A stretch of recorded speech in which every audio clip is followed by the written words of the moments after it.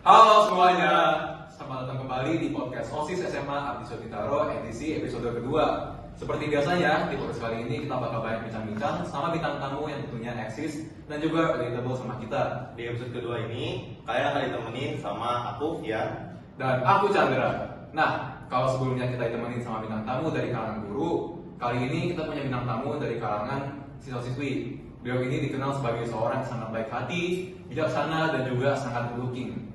Beliau itu adalah Kolektif. Jadi gimana? Udah lama gak ketemu. Iya, lumayan lah, sebulan, 2 bulan, 3 bulan kan kali. Udah pengangguran ya sekarang ya? Apa? Udah pengangguran? Iya, orang udah mau lulus juga kan. Enggak, paling cuma masuk seminggu sekali 2 kali. Coba nanti graduasi, sisanya udah di rumah. Graduasi kapan tuh? Sabtu, nanti Sabtu pagi sampai siang lagi. Sebelum kita lanjut, Kevin, boleh frame dong gimana orangnya Kevin? Mungkin aku tuh orangnya gak bisa ya kalau misalnya kayak terlalu serius apa tegang gitu. Mungkin bisa lebih chill, lebih fun.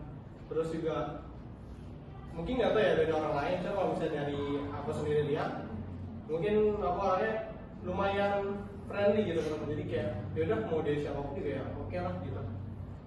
Bener banget sih.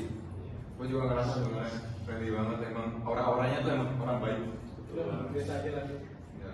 Nah, lu kan di sekolah ini terkenal sebagai utamanya terkenal sebagai seorang anggota OSIS dan kemudian menjadi ketua OSIS. Betul. Nah, kalau lu bisa menjadi ketua OSIS artinya lu memiliki bakat kepemimpinan yang sudah lu raih dari masa-masa SMP istilahnya begitu ya. Nah, lu itu masuk OSIS itu sebenarnya udah dari SMA aja atau udah dari SMP sih? Fun fact-nya ya, jujur gue ini orangnya SMP dulu tuh masuk ke salah satu murid nakal. Jadi kayak gimana ya, dulu kan juga COVID kan. Iya. Mungkin aku juga salah satu murid yang sering bolos, sering off cam, dipanggil juga gak nyaut gitu. Tapi SMA-nya iseng lah coba-coba, ditawarin kan join OSIS. Oke, join coba. Pas join, wah seru juga. Nah, apa akhirnya jadi ketua OSIS itu juga kaget sih, karena awalnya kan aku tuh pas jadi kelas 10 SMA itu join OSIS itu masuk ke seksi olahraga. Dan juga kan tahu gitulah, olahraga nggak terlalu berkaitan lah sama yang benar-benar bisa sampai jadi calon ketua OSIS itu juga kaget gitu. Akhirnya ditawarin sama ketua OSIS sebelumnya dan kenapa enggak gitu, kita coba. Oh, iya. Berarti lu pertama kali masuk OSIS itu dari masa kepemimpinan Fred ya? Iya, dari kelas 10. Pas lu awal masuk itu perasaan lu gimana? Apakah lu takut atau lu emang kayak excited gitu? Mungkin awalnya kan denger-denger kalau misalnya lihat dari sosmed atau gimana kan, kalau juga sendiri nggak ada pengalaman kan nih dan sebagai OSIS. Jadi kayak ngeliat dari sosmed tuh kayak OSIS itu kadang serem gitu, banyak kayak tekanannya. Yeah. Cuma pas coba join ternyata seru juga gitu loh, kayak chill. Kalau kelasnya juga enak, diajak ngobrol, bisa ngerangkul kita, bercanda bareng walaupun masih rapat. Di rapat tuh juga nggak terlalu serius banget, jadi bisa ada ketawa ketiwinya gitu loh. Terus perjuangan untuk menjadi seorang ketua OSIS tuh gimana? Pas masa kampanye tuh lu malu-malu nggak sih? Aduh, kalau ngomong itu pasti lah malu, gak mungkin gak malu, cuma deg-degan juga.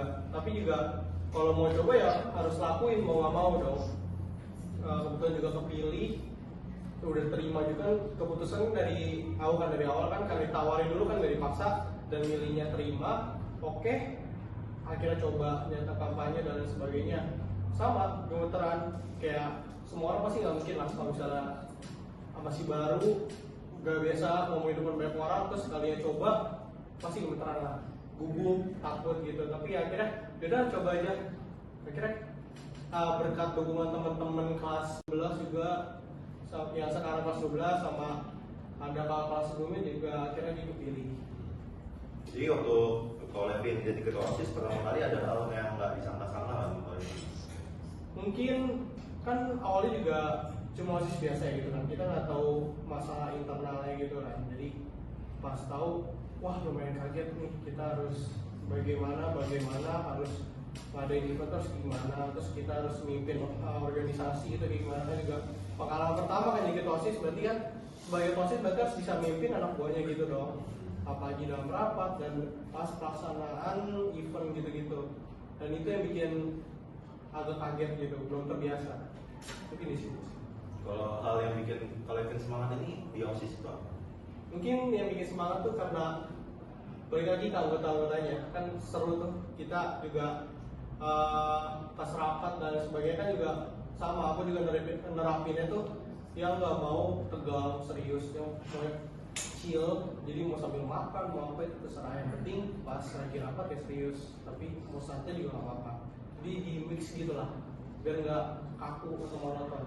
Terus juga pas ngejalanin kegiatan itu kan bareng-bareng, kita koordinasi bareng, walaupun ada senang sama sedihnya juga ada buruk atau baiknya juga jalanin aja bareng-bareng. Akhirnya itu ya jadi salah satu momen paling seru pas waktu itu aku masih jabat jadi kelas. Nah, orang-orang kalau melihat anggota OSIS itu kan pasti dipikirnya kita punya jadwal yang lebih padat kan dari siswa-siswi biasanya. Nah, apalagi sebagai seorang ketua OSIS itu pasti bebannya lebih berat. Gimana sih cara lu sebagai ketua OSIS untuk ngejalanin semuanya bareng sama tugas sekolah, organisasi sama hal-hal juga itu semua? Mungkin aku tuh tipe orangnya juga ada tugas yang pengen cepat selesai. Jadi kadang kalau misalnya di sekolah nggak bisa selesai di hari itu juga, dan pada saat itu juga kerjain gitu. Jadi karena aku juga biasa kalau di rumah tuh kadang suka nunda-nunda kalau di rumah. Jadi lebih baik selesai di sekolah lebih cepat. Jadi pas sudah di rumah dapat tugas atau apa tuh tinggal langsung kerjain. Jadi udah nggak ada tugas sekolah dan sebagainya. Jadi bisa fokus ke organisasi juga, sekolah juga fokus. Terus juga kan aku juga ada ekskul dan sebagainya, itu juga yang penting tinggal mengatur waktunya aja sih. Dalam manajemen waktunya itu yang terpenting. Karena kan ekskul itu kan sore. Jadi kalau misalnya mau benar-benar numpuk di hari itu juga mau nggak mau kan harus dijalanin. Jadi balik lagi tadi tugas itu harus selesai di hari itu juga. Terus selesai jalanin ekskul atau kegiatan lainnya, pulang kalau emang ada urusan organisasi baru diurusin gitu sih.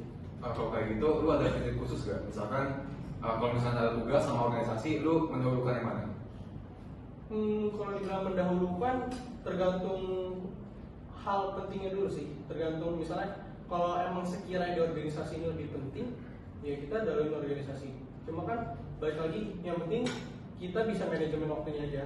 Kalau misalnya kita ada tugas dan organisasi juga penting nih, maka ya tadi yang saya bilang gitu kan, utamain dulu tugasnya, selesain secepat mungkin. Tapi bukan yang cepat ngasal, benar-benar serius kerjainnya gitu loh.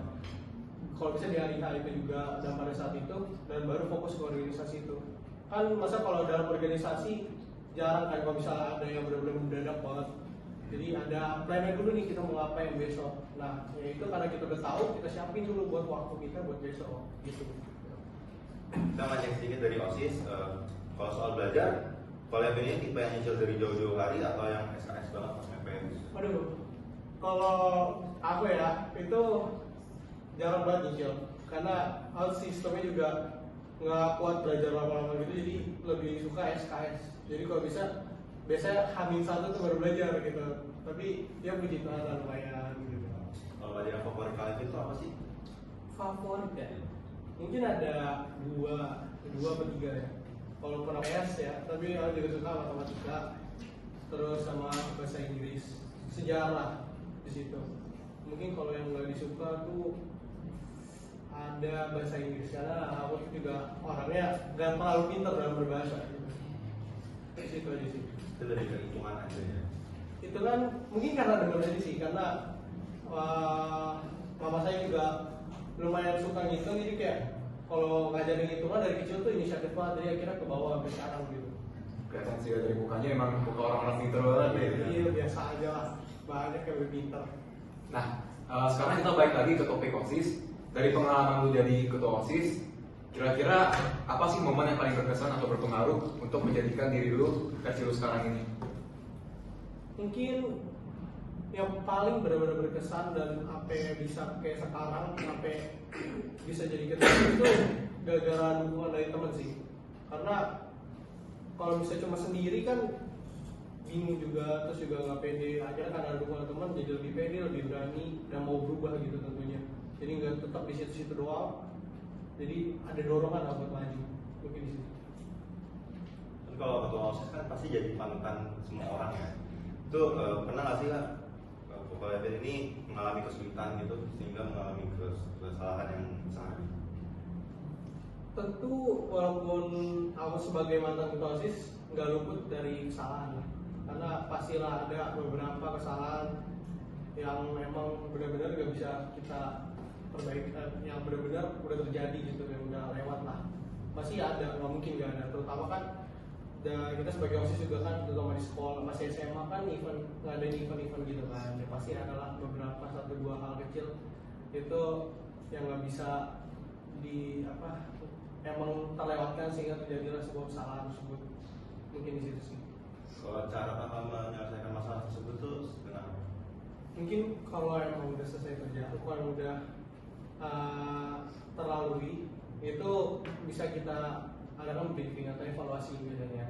Jadi itu evaluasi ini bukan cuma kita ngobrolin doang, apa itu kesalahan udah enggak. Jadi itu kita adanya evaluasi itu akhirnya dijadiin buat rencana di ke depan ya, buat event selanjutnya. Jadi kayak kita udah lakuin kesalahan di event sebelumnya, dan event sebelumnya setelahnya kita kan udah tahu kesalahan kita di event sebelumnya. Akhirnya kita udah siapin planning atau rencana cadangan gitu. Kalau misalnya nanti ada kayak gimana gitu. Mungkin di situ. Nah, lu kalau mengemban tugas sebagai ketua OSIS itu pasti bebannya berat kan? Lu sering stres gak sih? Dibilang kalau ngomongin stres, kalau aku ya itu tergantung cara kalian menanggapinya aja sih.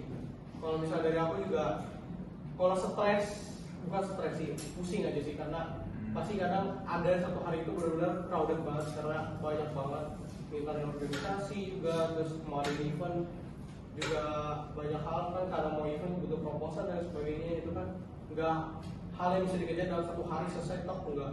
Terus sih perlu berhari-hari prosesnya, bahkan berminggu-minggu. Di situ susahnya, jadi ngatur waktunya ya benar-benar waktu tuh benar-benar dikit.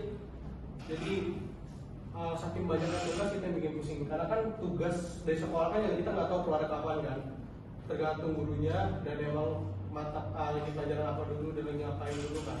Dan itu yang susah itu dalam manajemen waktu, karena pengalamannya ini cerita dikit, tapi bukan yang lebih-lebihkan. Memang dulu 2 kali sih, benar-benar 2 kali, 2 tahun berturut-turut. Pas sebelumnya kelas 10, lalu juga pernah mimpin kelas meeting, ketua kelas meeting, dan di situ ngurusin semua urusan kelas meeting itu, proposal dan lain sebagainya. Sampai akhirnya di hari H sakit. Sama juga waktu itu sempat sakit juga pas kelas meeting juga. Jadi itu cukup berat lah, karena kan kita juga sebagai OSIS gitu kan. Jadi yang emang megang tanggung jawab penuh dari anggota lainnya.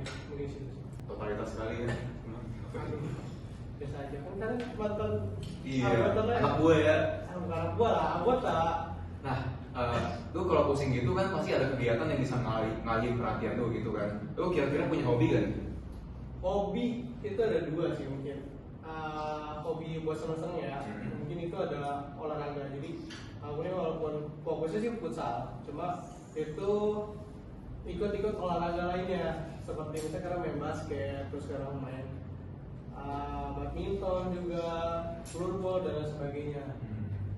Habis itu juga ada main game, aku juga sering main game. Jadi aku punya temen itu tinggal di chat, terus udahlah kalau di ruang mengisi kebosanan atau lagi stres gitu atau capeknya itu main game bareng-bareng kan, ketawa itu bikin seru aja. Nah, sebenarnya kalau kita lihat dari sejarah kelas meeting nih ya, kita itu mengenal bahwa seorang Evan itu adalah salah satu kiper yang terbaik di sekolah ini. Nah, biar kita nggak terlalu tegang, biar asik, kita ada challenge sih buat lu. Kiper ya? Iya. Jangan kiper. Enggak, bukan cuma tentang kiper doang. Kita mau juggling nih sama lu. Aduh, Ayo coba dulu. gak bisa. Coba dulu. Gak pernah menjadi. Coba dulu ya, coba dulu. Gak bisa. Ada hadiahnya loh ntar. Serius. Gak perlu dia. Udah cukup. Minum udah ada, kopi udah ada. Coba aja lah ya. Ayo coba. Gak bisa, astaga. Ayo lah, coba lah. Gak bisa. Mengenang legenda ini kita. Udah lama. Sekarang udah jarang yang main bola juga. Jadi maaf ya kalau nggak bisa. Paling Iya, sekali, apa-apa. 2 kali apalagi kan nggak bukan pakai settingan tuh. Iya, Kayak iya. main bola. Tenang. Tuh kan nggak bisa, nggak bisa dibeli nggak bisa. Nggak percaya. Apa. Nih, lu bisa nggak nih? Coba dong. Nih, Eh, lu iya, udah coba bisa, aja. ya. Kan lu yang jago. Tahu nih. Coba dua kan. Jangan dong. Sabar. Sama aja udah. Gimana dong? Susah. Karena Udah. dari latihannya juga latihan tangan terus. Jangan main megang bola di kaki gitu. Jadi kan kalau yang sering megang bola di kaki itu biasanya main maju-maju gitu kan. Itu benar-benar dilatih nguasain bolanya. Kalau yang itu kan beda. Tapi kalau lagi bola itu sakit nggak kok gitu? Waduh, mau coba. Kayaknya Coba. Udah tau lah jawabannya kan, sakit dong. Apalagi kalau kena daerah-daerah tertentu itu, wah bisa dibayangkan. Tertentu ya. Iya tertentu, ya tahu aja. Nah, kalau sekitar bola lagi nih, gue punya nggak sih klub favorit? Klub, aduh, walaupun aku suka main bola tapi nggak pernah ngikutin bola sih jujur aja. Taunya, paling cuma tahu doang tapi nggak favorit gitu nggak, karena nggak pernah ngikutin. Tapi setidaknya tahu lah ya pemain-pemainnya. Pemainnya juga. Tahu lah. 1-2 tahu lah. Tahu lah. Yang famous aja. Ada lagi nih challenge kedua nih. Aduh.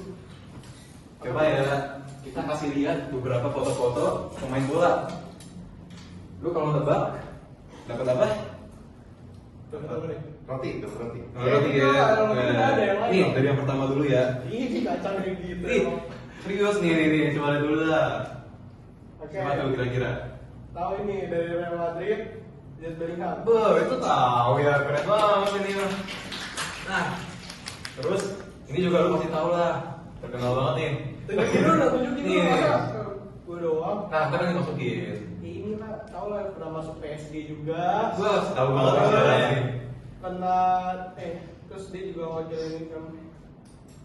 Aduh, lupa lagi. Apa tuh? Nah, udah pokoknya itu namanya Mbappe, udah Mbappe. tuh. Tahu lah. Nah, selanjutnya kita ada pemain ini.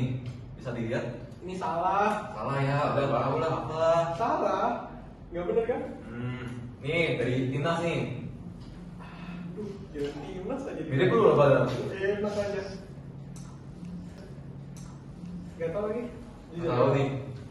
Gak tau. Oke, dari teman-teman mungkin ada yang tahu bisa dilihat ya. Habis itu kita ada ini nih pemain timnas lagi. Aduh, gak boleh ngikutin Coba nih, timnas. pemain luar doang Kan, diikutin. tapi bilang tau ini cuma yang famous doang, yang biasa main di luar gitu. Gak pernah ngikutin bola juga kan, Persija dan sebagainya nggak ngikutin. Yang lain mungkin ngikutin. Teman-teman aku yang ngikutin, cuma aku nggak. Ini terakhir ya. Apa tuh? Sebenarnya ini juga pemain timnas, tapi semua orang tahu lah. Udah legend. Nih.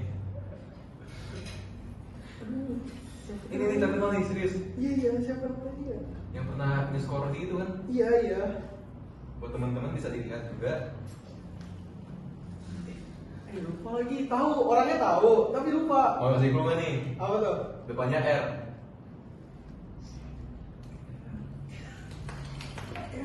Nih coba lu analisis lagi nih rambut-rambutnya. Udah tahu, Alis-alisnya, tahu, bukan tahu, mata-matanya. bukan tahu. Ini orang luar kan? Nah, nih Aslinya. gelombang hidungnya segini nih. Iya, tahu, itu bisa lihat sih jelas. Kira-kira 2 cm 3 cm ya? Ya, Gede banget aku. ini telinganya mirip sama punya lu nih. Kagak, ada itu tuh cakep gue mah enggak. Wah, coba coba. Enggak tahu. Siapa tahu kalau R? R. Siapa? Rafael. Rafael belakangnya. Udah pasal. Rafael Strike. Gak tahu. Serius gak tahu. Pokoknya kalau timnas itu gak tahu, mungkin kalau pemain luar gue belum tahu. Oke. Ya tadi kan Mbappe, Jude Bellingham. Mungkin kalau lebih gampang lagi Messi, Ronaldo itu gue mau. Nggak patriotis nih, gimana sih? Maaf ya. Masih itu kecewa. Maaf ya Mas Ito, udah lagi ini, maaf. Oke. Ada lagi nggak nih? Ada dong, ini masih banyak Banyak nih. banget. Itu Yang sampai mau aja. Nah, kita kalau ngomongin tentang kepemimpinan, lu ada nggak nih style kepemimpinan yang lu tekuni gitu? Mungkin ya tadi di olahraga itu mungkin terutama di futsal sih yang kita ngomongin banget. Kalau belajar pengen sih, kadang juga walaupun pakai sistem SKS cuma juga tetap belajar serius gitu, tetap nekunin belajarnya karena pengen juga gitu ngerasain dapat prestasi gitu. Bener dulu kan SMP nggak pernah kan, udah nakal banget, nilai jelek, udah pasrah orang kayak dulu SMP. Akhirnya SMA mau berubah lah, di situ mungkin itu pengen. Tapi kalau tentang memimpin teman-teman di OSIS itu ada nggak gayanya? Kayak tegas atau lu orangnya lebih kayak santai? Itu kalian tahu lah, kalian tahu apa? Kalau misalnya mimpin rapat atau lain sebagainya, itu pasti udah nggak mungkin tegas gitu atau mau serius itu udah nggak mungkin. Jadi pasti bawanya chill. Kalau mau makan terserah, yang penting kalian dengerin gitu kan. Selama kalian nyimak, dengerin dan pembahasan kalian tetap aktif ya, buat aku nggak ada masalah. Kalian tahu sendiri kan juga. Tapi walaupun seperti itu, kalau emang lagi ada yang salah, ya tetap tegas. Selama makan waktu itu pernah kan kalian? Iya. Sekali pas habis Agustusan udah inget banget tuh. Ingat banget ya. Ingat lah. Selain itu ada nggak sih hal-hal positif atau benefit yang kalian dapetin dari pengalaman jadi ketua OSIS, dari hal buat diri sendiri, pertemanan, atau juga buat hal yang lain? Wah, bisa bilang banyak banget. Banyak. Karena kan satu lebih dari dua mungkin udah pokoknya banyak lah pokoknya. Salah satunya kan ngomong di depan orang banyak. Misalkan jadi ketua OSIS gak mungkin dong kita cuma ngomong satu orang atau cuma satu orang doang, gak mungkin. Pasti lebih banyak, dan itu nggak gampang, butuh mental dan lu harus sanggup apa enggak kan, karena pasti buat aku kan juga pertama kali ketua OSIS gugup jadinya kan, dan itu tuh salah satu akhirnya bisa ngomong lah lumayan bisa lah, nggak bisa banget dibanding orang lain mungkin yang lebih biasa itu belum ada apa-apanya, udah cukup bisa. Terus juga kemampuan dalam manajemen waktu kan, terutama kan tadi banyak urusan yang organisasi, tugas dan sebagainya.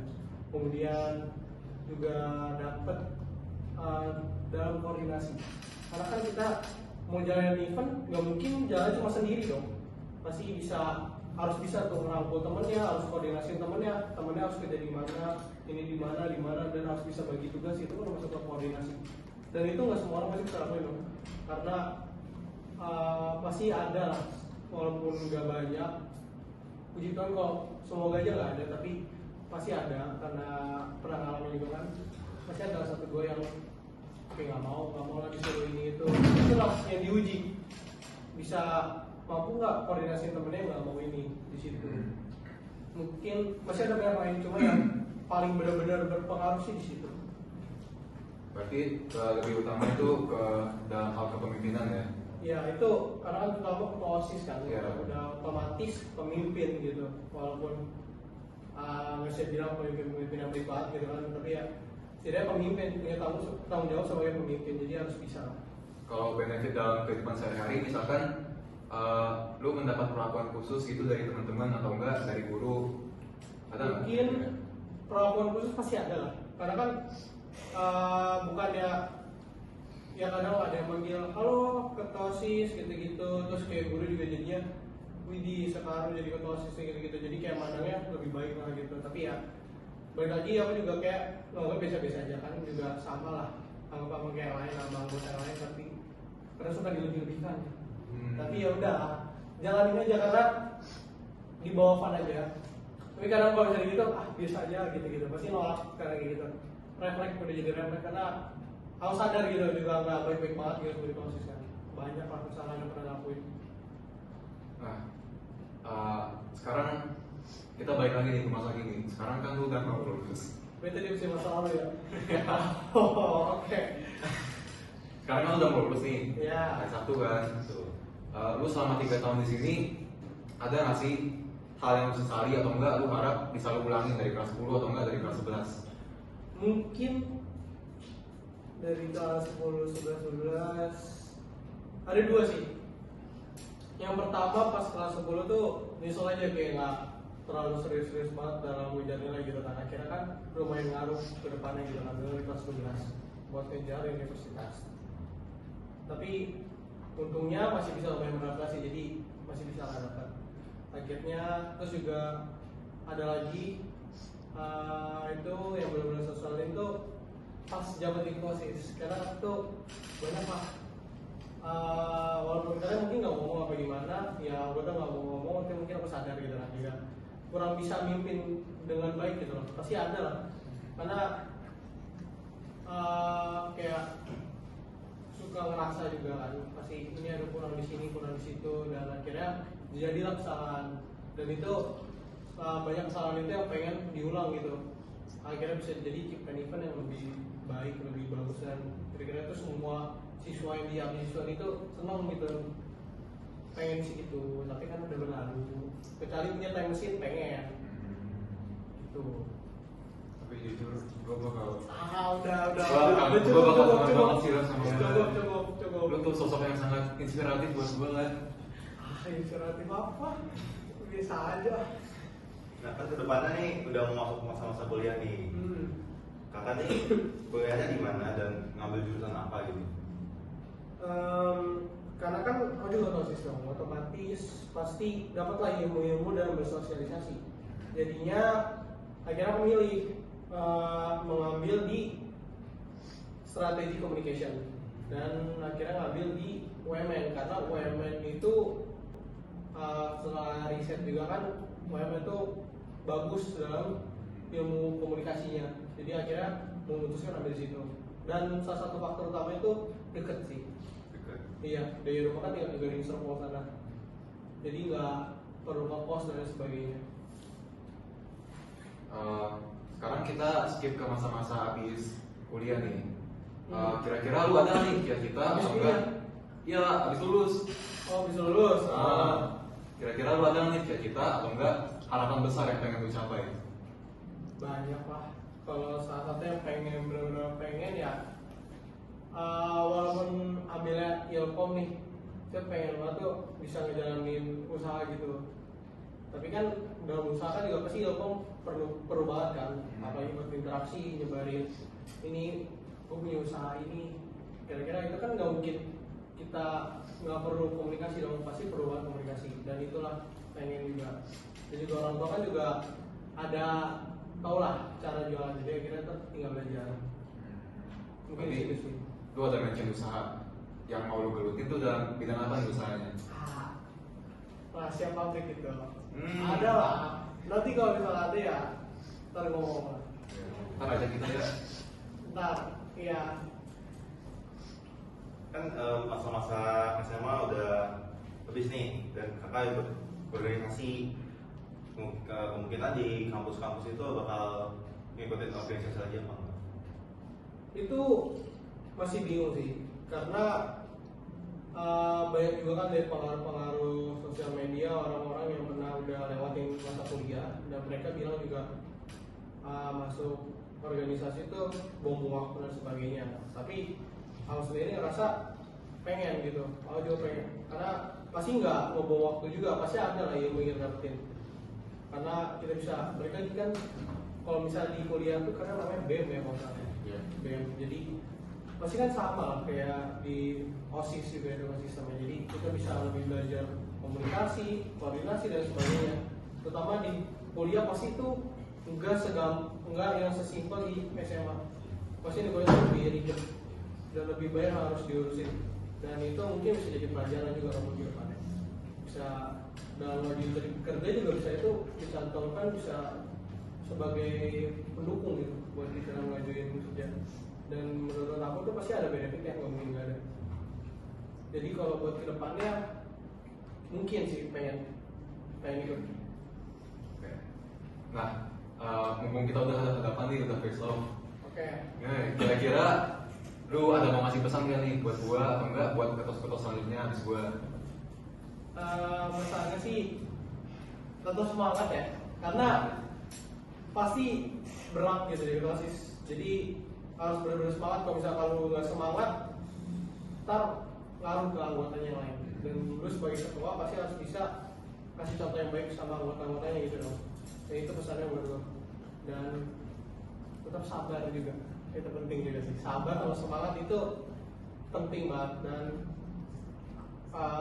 tentu aja nggak mungkin kuat tanpa dukungan anggota. Yang penting gimana cara lu bisa menyikapi anggota lu yang lain. Iya, siap boleh. Nanti harus semangat sih, jangan bawaannya kalau mau rapat lu nggak semangat pasti kan muka jutek gitu kan. Pasti yang lain juga ikut jutek dong. Aku juga kali. Kelihatan sih. Kelihatan. Kelihatan. Jelek Oh. emang. Bercanda. Kalau pendaftarannya udah, apa harapan kalian untuk OSIS yang periode sekarang ini? Mungkin lebih bisa saling koordinasi karena pengalaman juga sih, karena di sebelumnya pas aku juga kurang akrab mungkin ya, karena masih adalah perbedaan jenjang. Karena kan sistemnya sini kan juga adik kelas sama kelas dong. Karena pasti ada jenjangnya jadi kayak takut dan sebagainya. Mungkin buat OSIS yang sekarang lebih berani lah ngomong ke kakak kelasnya gitu ke apa. Kalian juga sebagai kakak kelas juga harus bisa tuh merangkul adik kelasnya. Karena kan adik kelasnya nggak bakal mau gerak kalau misalnya kakak kelasnya nggak mau duluan. Jadi kalian harus bisa ngerangkul kayak aku dulu tuh pas kelas 10 pas zaman masih anggota itu karena dirangkul juga, jadi akhirnya adalah feedback yang positif antara keduanya. Akhirnya bisa menjalani event dan sebagainya dengan lancar, walaupun adalah kesalahan satu dua gitu ya kan. Akhirnya kita evaluasi buat kebaikan event kedepannya. Oke, udah sih, intinya itu aja pertanyaan kita. Sebelum kita selesai podcast kita ini, kira-kira ada nggak nih pesan-pesan yang kayak lu sampaikan terutama buat angkatan gue yang udah mau lulus? Semangat cari tempat kuliahnya ya, karena banyak kan yang ngalamin PTN kan, pasti apalagi yang ngalamin SNBP dong, itu denger-denger juga banyak yang belum daftar universitas dan sebagainya. Itu semangat deh buat cari apa namanya tempat kuliah yang baru, tempat sekolah yang baru kan, jadi lepas dari beasiswa ini kan. Ya mungkin itu aja sih. Thank you ya Kak Edwin udah Iya, mau sama-sama. aku buat ngisi podcast kita kali ini. Buat teman-teman yang udah ngikutin aku cerita kita sama Edwin sampai akhir. Jangan lupa untuk mengikuti kegiatan-kegiatan kita selanjutnya dengan cara memfollow sosial media dari OSIS. Sampai jumpa di episode berikutnya teman-teman. Jaga kesehatan. Dan jaga semangat kalian untuk ujian selanjutnya. Dan salam siensia. Dadah. Nah, Nah, udah. Nih, tahan dulu lah. gila. Ini udah. Bisa aja. Tidurnya tidur.